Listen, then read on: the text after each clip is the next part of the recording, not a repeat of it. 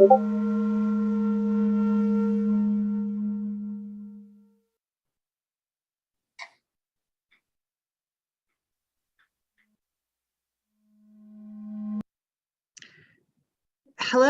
and welcome to our session today on Odile Decq. We're here, as you know, in this Legend series to have brief conversations with leading architects about their careers, their inspirations, and their aspirations. Odile Decq is a French architect and academic and writer. She started ODBC Studio with her partner in 1979 and later opened up Studio Odile Decq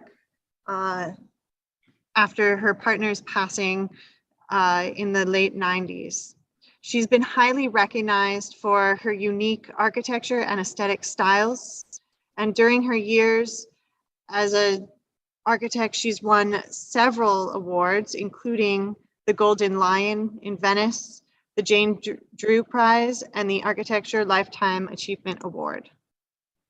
Her work as a partner of ODBC has received many awards as well and been groundbreaking over the years. Some of these projects have lasted through time and some are receiving more recognition as they go. The style and aesthetics are groundbreaking and abstract.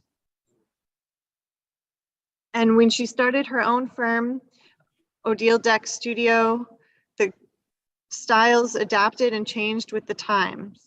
You can see the strong aesthetic qualities as she works in renovations and in new projects. She has done projects all around the world, including France, Spain, and in China.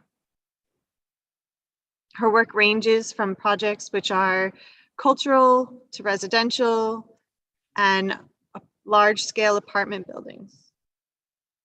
Well recognized for their colors, geometries, and forms, they really pick up a unique aesthetic quality that is outstanding.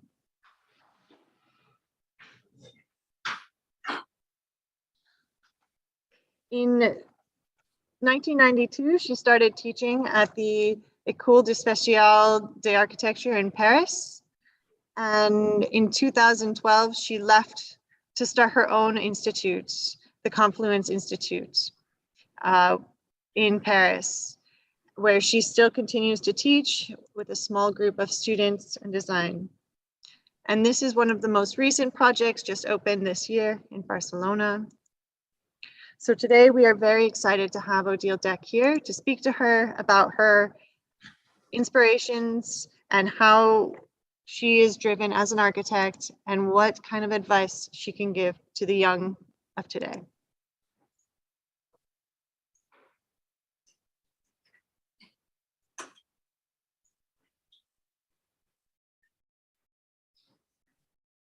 So welcome, Odile. How are you? Hi, Virginia. Thank you very much. I'm fine. And thank you for what you said to present me. I just have to say something, which is important because you want to speak about my career. I started my office by myself at the beginning in the early 90s. No, in the early 80s. And then Benoit Cornet, my partner, joined me after he did the studies. And after his death, I came back to be alone. But I started alone at the beginning. It's important. Yeah, I guess that is really important to acknowledge that your partner joined you after you had already started your own firm. Yes, exactly. And I do want to talk about your early career. Largely, you had an interesting start to architecture. You studied in school, but at the same point, France in the early or late 60s, actually, there was a lot of protest and revolution going on. And some of that activism, I wonder, has it become part of your work and part of who you are as a person and the way that you work? when I started my studies in the early 70s, it was, I started in Brittany because I was originally from Brittany and then moved to Paris. But when I arrived in Paris, I was in the school where most of the teachers were the activists of the 68 revolution. And they were, and I always say that my studies were very particular and very bizarre. Because first, when I was at school in Rennes, I had a guy, an architect from Canada, went to the school and decided to change the pedagogy.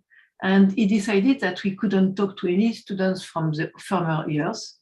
We couldn't go to the library, and we were doing only video, photos, and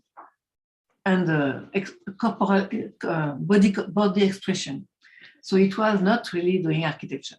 When I went to Paris for this school in UP number 6, Unité Pédagogique number 6, where the teachers from the 68 were, they were not coming at school. They were not coming to teach. They were not going. So I was not really learning anything. I was not really doing studies.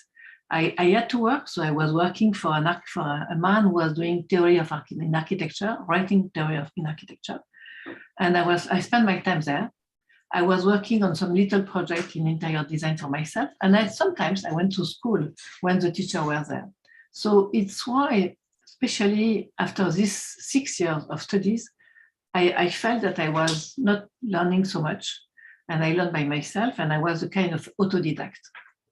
But at the end of this period, when I couldn't find work somewhere, and I didn't run so well because it was complicated, because it was after the oil shock at the end of the 70s, and I decided to open my own office, as many of my colleagues from the school. And I opened my office and started to work by myself. So I never worked for an architect and in an architectural office. Yeah, that was definitely also one of my next questions, was about writing and working with Philippe Boden, and yes, what some of that experience was like and how it influenced your thoughts towards architecture, because you were coming from this theoretical and literary side and you were interested in linguistics and writing. And so how that kind of changed the way that you work as a designer as well. I don't know if it changed my way. It just gave me information and gave me a kind of history of architecture, because I was looking at books and was reading for him, and I was co-writing with him and reading what he was writing and discussing that. So it was very intensive and very interesting. And recently, I invited him to come back to my school to give a talk to my students. And it was very interesting because after leaving him 4 years later, after I started to become an architect, I decided that I don't want to do that anymore. But now I'm back to that, and I'm really interested in what he was doing, what we were doing at this time. And I asked him to come to discuss with the students, because some students are back interested in that kind of theory in architecture. So this is particular. But because I wanted to be an architect, I wanted to build, even if I did not learn so much, I decided to quit and to leave that on my side. But now it's back. It's coming back very later on. That's interesting how everything takes that sort of loop in your life where exactly, you start at one place and then you end up back where you started. I think also something you mentioned briefly was how your studies were such a struggle and how you ended up learning a lot on your own, because perhaps the university was not providing for you what it needed to. And so I think about how that leads into your academic career, and how you've acted as an instructor as well, and as dean of university and heads of schools, because maybe this gives you an opportunity to fix some of the problems that you saw when you were younger and not learning in school. Not really. This is not that. No. This is not totally that. Because finally, I find my studies, which was very bizarre, very interesting and very powerful, because as all of my colleagues at this time, we had to fight to study, and we had to fight to find our ways, because we were alone, and we were all like that. And this is why in France there were an exhibition in the beginning of the 90s about the 40 under 40s, and we were most of them from this school, not for the traditional, from this school, because these studies were so bizarre and so organizing with nothing that we had to be fighters. We had to be personal. We were very determined and very decided to be an architect. So this is very particular. And at the same time, and as soon as I left my studies, I decided not to go to study, to teach myself, because I wanted to prove that I could be an architect before. And this is later on that I came back to the school when a teacher asked me to be an assistant once. And after that, Paul Virilio asked me to give a lecture at École Spéciale and asked me to become a teacher at École Spéciale. But it was very later on. And I discovered how much it was interesting, how nourishing it was for me to start to be teacher at this time. And after that, I did. I was not only teaching in Paris. I was teaching in many different schools. I went in many different places, and at the same time, and when I became the dean of this school in Paris, I decided to change the way the pedagogy was done, and I was reorganizing the school, having the possibility to teach in English, which was not really well used in France. And after 5 years, I had to quit because I had a kind of a reaction from the teachers and some students. And this is why I decided with some teachers at this time to open a new school. And for doing that, I spent 2 years thinking, discussing, traveling to visit many schools all over the world, and understanding what was the new direction of pedagogy in the world, not only in architecture, but globally in different places and different countries.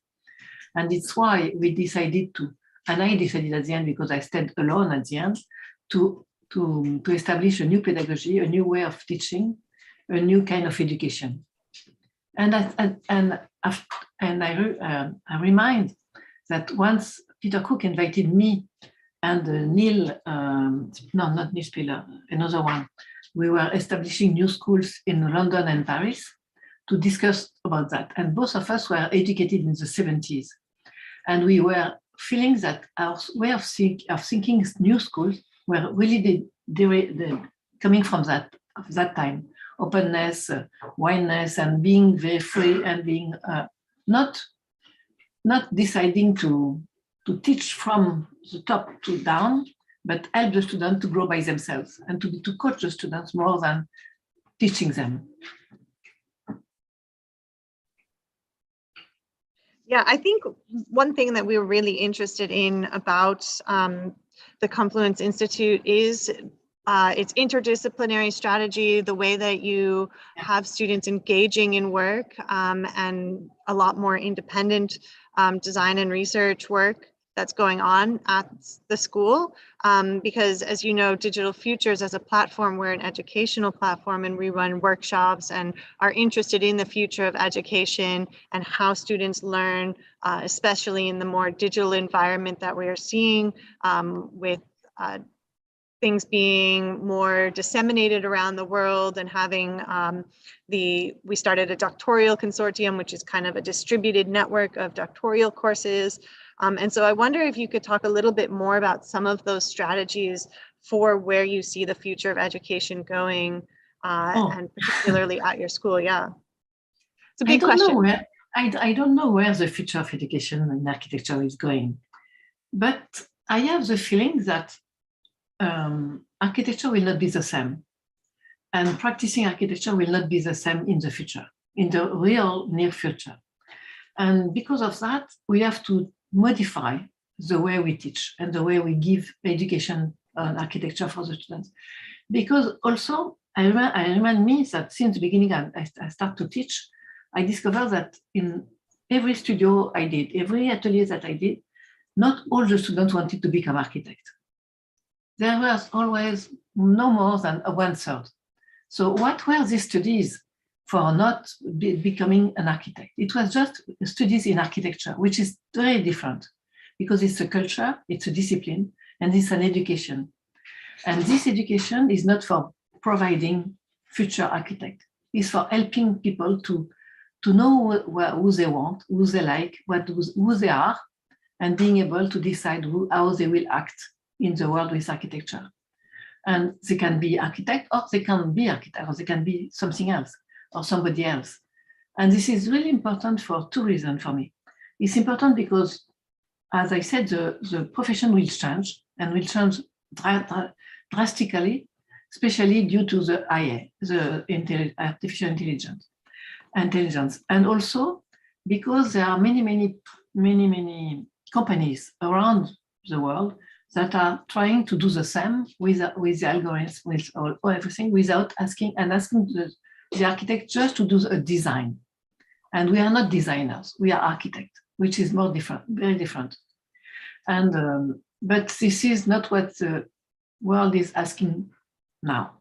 But we have to be able to do that, but to do something, to also to act maybe in cities, in countries, in organizations, in associations, whatever.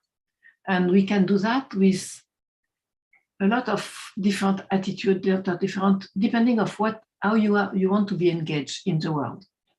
And this is all, the second reason is because of the proportion of women, and I don't want to say that because they are women, it's because we have more than 60% of students now who are women. And if you look at the professions, there are only 10% who are leading their own office in the world. Where are these 50% going? And what do they become?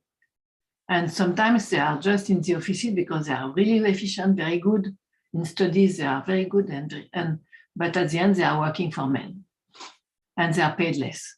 So this is very problematic for me.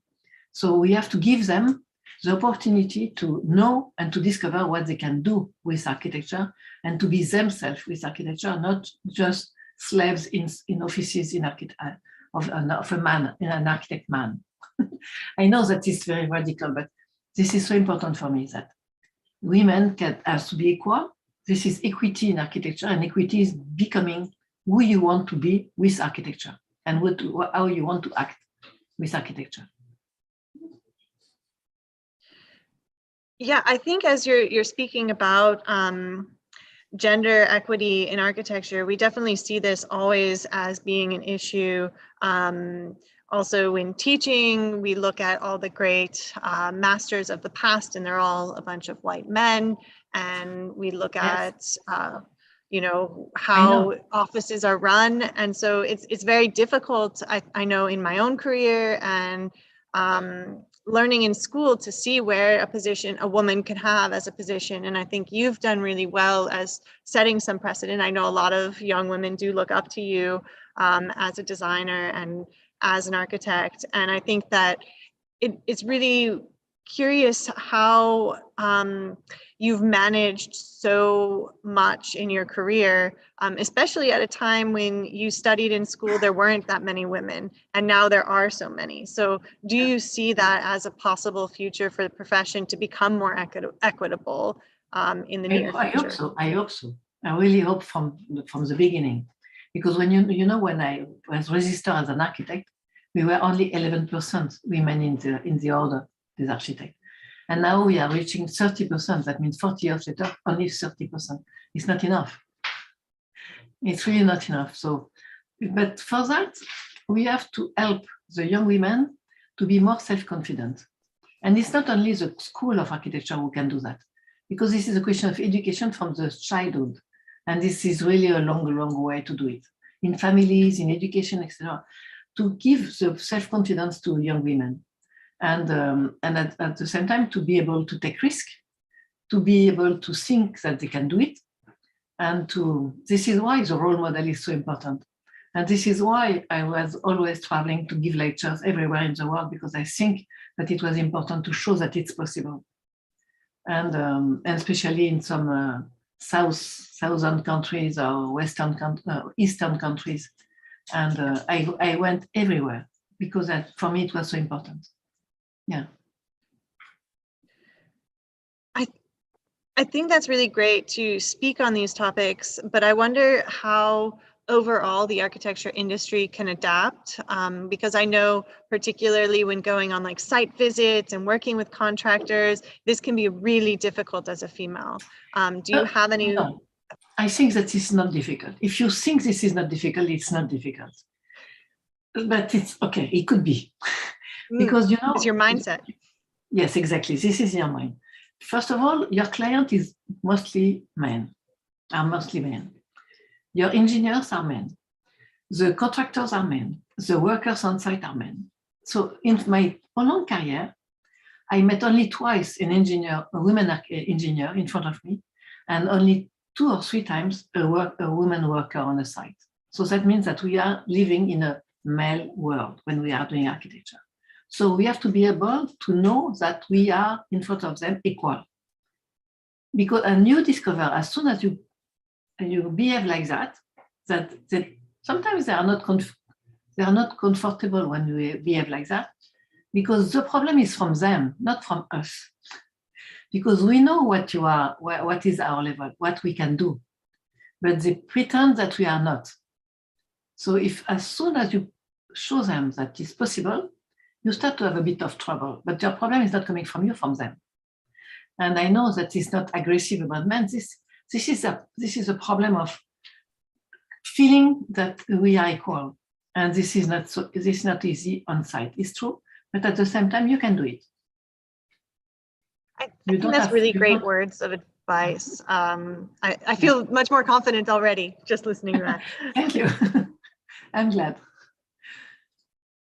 I would like to know more about, talking about some of your projects, because I think that you do have a very strong aesthetic within both obviously the way you dress and portray yourself, but also in the way your buildings look. Like there's so much color, you're always using these accents of red or bright colors, and then really curving geometry or sharp geometry.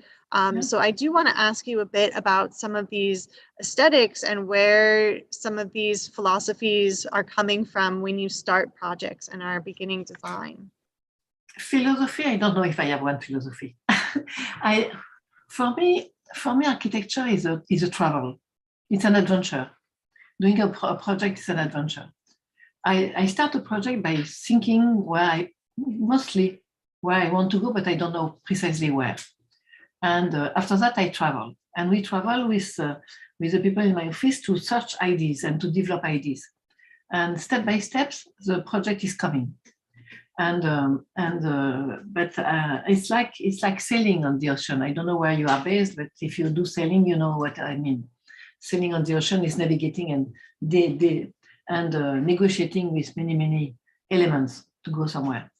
And this is exactly the same, because we are surrounded by so many people, so many companies, so many things that want to interfere in in our mind, that we have to keep our idea from the beginning to the end. And it's so easy to be deviated, and we don't want to be deviating. And at the same time, I think that, and my way of designing depends on the project, depends on the place, depends. I never know from where it's coming. You know, the brain is a so fantastic machine that when you start a project and ideas are debating extra, and sometimes, as I said to my people in my office, sometimes when I'm brushing my teeth in the morning, an idea is coming. Why I say that? Because this is an automatic gesture that you do without thinking so much what you are doing. And your brain is working by itself. And because you were debating the day before, the night you were thinking, your brain is working, and in the morning you have an idea. Or sometimes I use the time for travel, in the train, in the planes, to do the same, to relax and leave my brain working by itself. So my brain is working without me. But for doing that, it's because I'm not so young and I have I have seen many things. So you have to travel. You have to travel, you have to look at the world. You have to discover the world and the people and understand what these people want, need, and who they are, what is their culture. And the more you add all of that, the more you'll be able to do something for them. And it's not just nourishment architecture by architecture for architecture. It's everything. The society, the sciences, everything, the objects around you, the people, the wearing of some people, the food that you are discovering everywhere. Everything is nourishing your brain to bring you ideas for architecture, because architecture is full of all of that. Because architecture is it's a place for living. So that means for human. And human is doing all of that, as is rich of all of that. And so often they forget that the richness of human is to be able to wear something particular and specific, to eat something which is very cultural and specific, to be able to have these habits in their way of living. So, and you have to ask them, to discover who they are, to be really, really curious of the world. And the more you are curious to the world, the more you are able to do architecture. I strongly believe in that. And it's not, okay, all the history of architecture is fantastic, but it's not enough. All the theory of architecture is fantastic, but it's not enough. Life is so important. I think that's really a great comment about traveling and seeing the world, but also how you integrate so many things into your design, how you can be inspired by food or culture or all these different things. And I wonder, when you're thinking about designs and generating projects, how you come up with some of the process of that. So particularly in your research methods and working with your team in your office, how is it collaborative in the experience, or where do you start from? It changes, it's every time different. It depends on the person who is working with me at the moment. And at the moment, I have a little problem, because the young architects are not doing so many models, and they are not playing with objects. And I try to ask them to do models.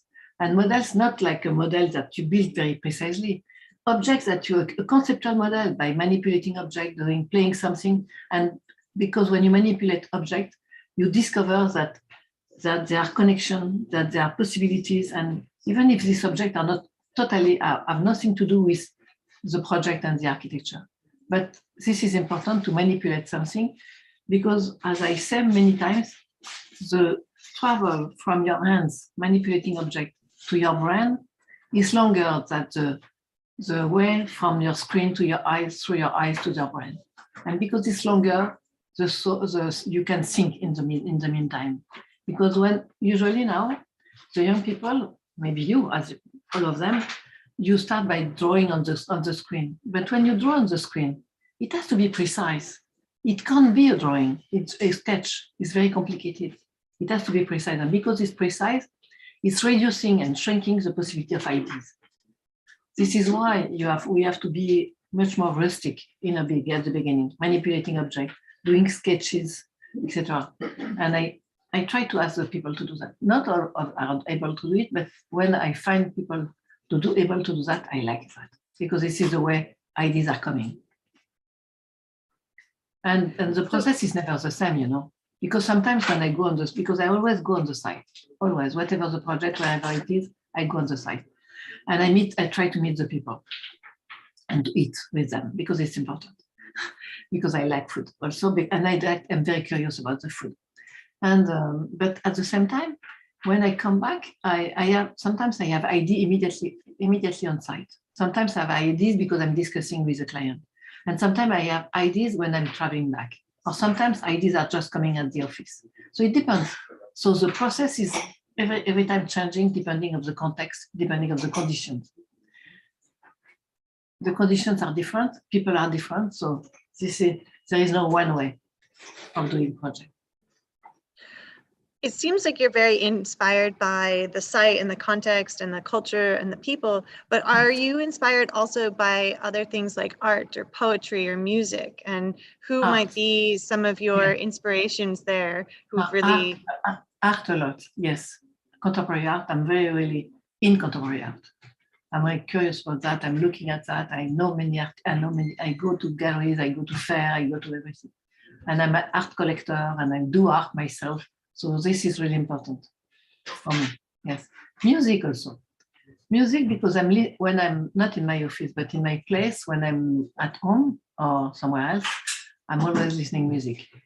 And music from very classical to very, very rock or except jazz. I don't know why, but I can't listen jazz. I don't know why. This is like that. I'm bored by jazz. So, but everything else, to metal, to heavy, I can listen. And this is really giving me energy, giving me ideas also. Yeah. I would love to hear a little bit more specifically about art. Are there specific artists that you're looking at? Do you look at any particular female artists as well that inspire you? No, I don't. Excuse me, I don't look at gender. I don't look at gender. I just look at art. This is different.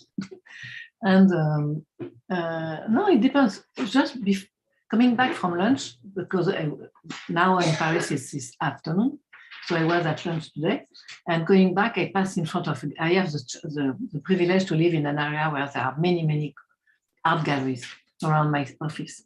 But I passed by along an art gallery who just opened a new exhibition, and I entered there and I said to the gallerist, "Oh, I knew that you were exhibiting this artist. I didn't know the artist, but I received the notice, and I look at his work and I love it. This is really a young French artist who is doing very conceptual artists with just lines, and this is absolutely what I'm fan of it. This is more conceptual, abstract and conceptual. Yeah, this is what I like. So I'm glad to have one exhibition close to my office at the moment.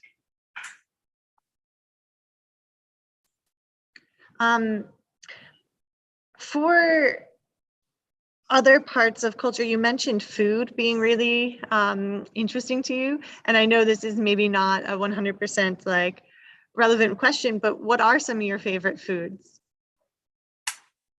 Oh, my favorite food. I love everything, you know. I have no hate in except compote de pomme. I don't like compote de pomme. Apple compote. I don't know why, but this is from my childhood. I can't eat that. Otherwise, I can eat everything. And I always taste, when I come in the country, in a place where I didn't went before, I ask the people to bring me to eat something that I don't know, their specific food and their specific dishes. And I want to test and I want to try and to experiment because I'm very interested by the taste of food. Yeah, and the smell. So I'm so open-minded, you know, that I have no specific food that I like. It's not dessert, it's not salted, I can mix salted and sugar, doesn't matter. I'm experimental. I wonder how that relates sometimes to the way that you work and like the mixtures in some of your projects of contemporary and renovations. There's some projects where you see the old and the new coming together or different colors coming and clashing. And that seems a lot like how food can sometimes mix those palettes together and become something really delicious. Yeah. I do want to talk a little bit more about culture as well and different cultures that are inspiring your work. And I know Neil Leach here also was interested in French theory. And when you're studying in school, were you affected at all by Paul Virilio's theory of speed? Because he kind of thinks about this combination of culture, economy, and politics and that and urban space. And I'm wondering if you have any thoughts on that. Okay, so when I started my studies in Rennes, in Brittany, I had the chance to have an exhibition in that place, in that city, of Fonction Oblique, the oblique function by Virilio and Claude Parent at the beginning of my studies. So I was immediately jumped into that kind of architecture, oblique function. And then I was dreaming of meeting both of them. But I had to wait until the beginning of the 90s when Paul Virilio asked me to come to give a talk at the École Spéciale to meet him. I didn't meet him before. And I discovered that we can discuss, and he asked me to come to teach with him. And we were discussing and debating a lot until the end. He was retired 10 years later. But Claude Parent was also, because Parent and Virilio. So Parent became a very good friend at the mid of the 80s because he was still working, and I knew him until his death 6 years ago. And I was really close to him, and I was really going to his place for holidays with his family, his wife, his kids and grandkids. And he was drawing all the time, and we had long discussion, and we were very close friends. And so both of them were close friends of mine from the 90s to their death, but in different ways, because they were not talking too much to each other, because 68 broke their friendship in a way. And Paul, I was a friend of him through the school, and Claude, it was through the architecture. But it was really, and it was very, for me, inspiring. But also, there is another personality. I love a lot about these personalities that are still alive today, and I meet them and I see them. But for example, Peter Cook. Peter Cook, I met him in the mid-90s when I was in the Venice Biennale, and he asked me to come to be final examiner in his school. And I went a lot, and we became friends also. And I'm still friend of Peter because he's still there, and he's fantastic and he's great. And he's coming. I asked him to come to teach in my school, and he came 2 or 3 times. And this is really my family.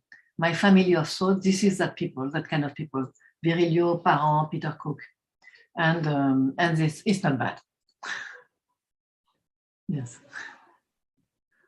Were there any other philosophers from earlier in the 60s, particularly like Foucault, Derrida, Deleuze, that also affected you, particularly earlier on? Yeah. We were reading them when we were at school, but I was reading them because it was a time. But we were not educated with reading them. You know, it was really in the time of, it was normal to read that, to read Foucault and all these people. But I was not close to that. No, I was not as the East Coast of US with Eisenman, with Toomey. We were very close. Not me. I was not so close to them. Yeah, I was reading them, look at what they were saying, but you know, as I was studying at the beginning of my studies, a little bit of linguistic, and I was reading for Philippe Boudon, I was reading opposition, and we were looking at the work of Eisenman. Yes, it was really important for us to look at that, and it was important to understand what were their thoughts. And I was, thanks to my studies in linguistic, I was explaining to Philippe what was the linguistic, what was the semiotic, what was all of these people who were writing at this time. So it was really, it's part of my education, but I can't explain how it interfering in my work. Yeah, I can understand that. It's in my brain somewhere. So it is at least part of that foundation of who you become and how it's there deep inside. I think one question though I have is also, you do so much work beyond architecture or buildings per se. You design amazing buildings, but you also have done furniture, installations, other projects with your office and studio. I wonder, how do you really define architecture, and what is architecture to you? A culture. As I said at the beginning, this is a culture. And thanks to this really wide culture, you can do whatever you want, as I said. So you can do design, you can do design object, you can do art, you can do urban planning, you can do everything, because this is a culture, and this culture is integrating many disciplines in a project. You have to deal with so many disciplines that you have to be a bit educated, or you have to learn and to research in that disciplines. So this is why our brain is very specific, because architecture is a long process. Doing a project is a long process. It's maybe the longer one than every profession, because you start by having a subject, a topic, and this topic has a program, a brief. And with this, when you want to analyze this topic, you discover that you have to talk about economy, law, sociology, geography, geology. You have to do everything. You have to and art and whatever. You really have to learn to learn your subject, or to understand your subject from all these topics. And then you have to do a synthesis. And this synthesis helps you to propose something. And this proposal that you give has to be able to be efficient from the very little scale of the door handle to the larger scale of a city. So this is really unique. So your brain, when you are educated in architecture, you don't know, but your brain is very particular, and you have many, many skills that you don't know. And what is fearing me is the fact that today schools of architecture are only dedicating their studies to building buildings. And for me, this is not, as I said at the beginning, it's not enough, because the skills that you have with learning and being educated in architecture is so large and so wide that you can do so many things, and you can help people. And this is so important that we can be able to help the world today, because it's changing, it's evolving so fast. And as I sometimes say, that I'm jealous of the young people today. Because yes, I'm jealous of you, because I know that you are younger than me.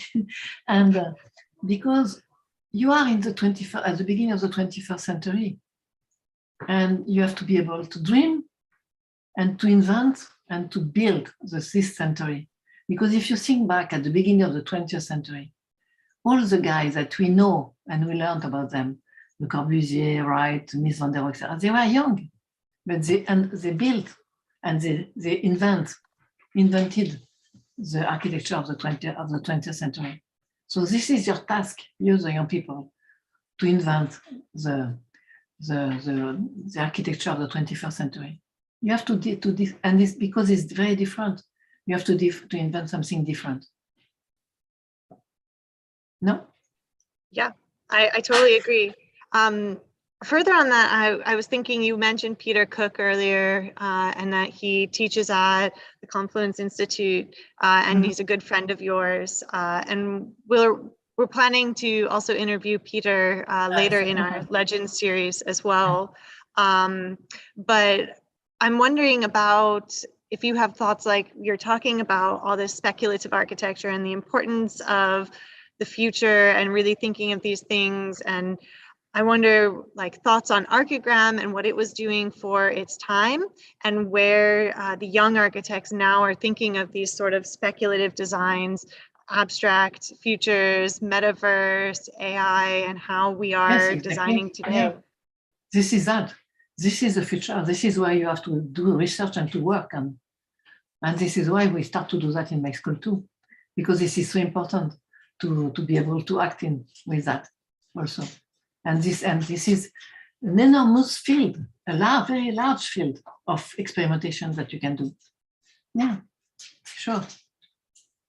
This is in your hands, not in mine, in your hands. But I think it is also in yours, leading one of the most formative schools. I think you also address many different interdisciplinary topics there, bringing in things like neuroscience and other ways to approach design. And I think that that's really important to educate young people on these different approaches. So I wonder if you could talk a little bit about some of those interdisciplinary aspects. For me, interdisciplinary aspect is not only the one that we cited in the website. This is everything that is not used. For example, in the school, every semester we change the topic, and we ask the student to do research and to propose something for that. For example, once we did something on the ocean. Ocean is really a very important topic today in the world, because we have to keep the ocean. We need the ocean to live. And we have to be able to build over, on, or in, because this is a possibility for people to go there, to live there, because of the increasing of the temperature of the globe. The possibility of on Earth will be shrinking, and the ocean is a place for building new places. But how to do that without destroying the ocean? So it was really a topic that we asked the student to research and to propose something for that. And we did exactly also the same with the moon, because we had some articles, magazine talking about the fact that we will go and establish some settlements on the moon. Why not architecture schools working on that? And we did a semester on the Moon Village. And we asked astronauts to come in the school and to discuss with the students, etc. And this is, and now we are working on the virtual and the metaverse, and we are starting to work on that for the school too. So this is really, so and when I speak about the other sciences like neurosciences or the physics and the art, this is exactly the same. So we ask, because the school is not, the students who are the students are not taught only by architects. We invite people to come and to discuss with the students. And as a scientist, as writers, as and this is because of the thematic, which is different every semester. There are different people. Every semester, the students are meeting different people. They are never the same. So this is totally open.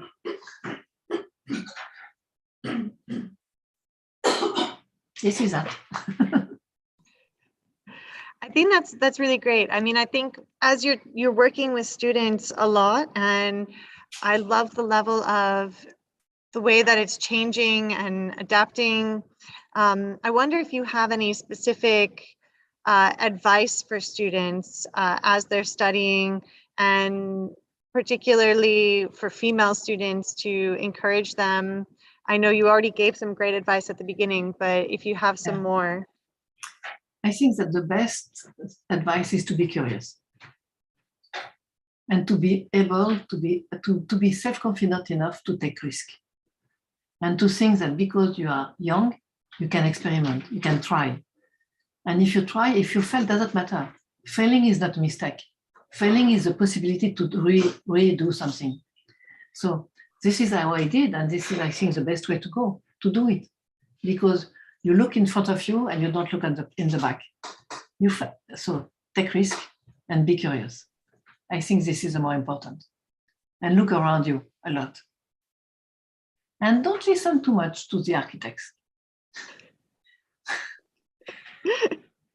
Go somewhere else. Contradictory. But thank you so much. I do have still more questions, but we do want to wrap up a little bit. One question, though, I have about your career, since it's been so amazing and you have over time done so many projects and won so many awards. I wonder, what surprises have you had in your career? Some sort of like happy moments that stood out to you as special? I think of two. One, when I got the Golden Lion, because I did not know when I went to the Venice Biennale for my first time that they were an award. I did not know. So it was a surprise when they told my name. They said, "Oh my God, this is me." So it was a surprise, and it was very strange for me. And the second one, it was when I delivered for the opening of the Museum Macro in Rome. Because as I was saying many times before, I don't know for who I'm doing a project. I don't know who, when you do a public building, you don't know for who it is, because you don't know the people. You know your client, which is a city, but you don't know the people.